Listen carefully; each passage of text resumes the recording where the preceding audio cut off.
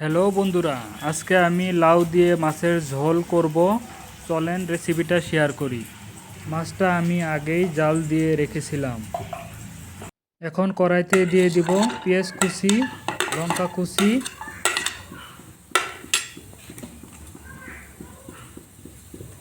পরিমাণ মতো মিঠা তেল, জিরের গুঁড়ো, হলদির গুঁড়ো দিয়ে নাড়িয়ে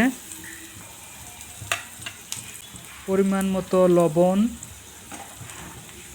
কেটে রাখা লাউ দিয়ে কষিয়ে নেব।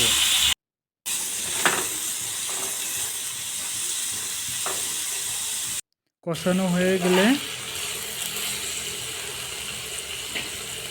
পরিমাণ মতো জল দিয়ে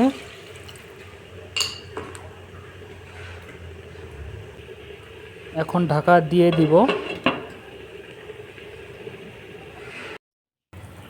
জল ফুটে উঠলে মাছ দিয়ে দিব।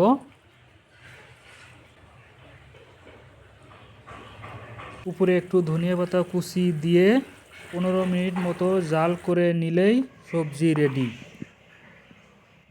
যদি রেসিপিটা ভালো লাগে তাহলে ভিডিওটা একটা লাইক করবেন আর আমার চ্যানেলটা সাবস্ক্রাইব করবেন। ধন্যবাদ।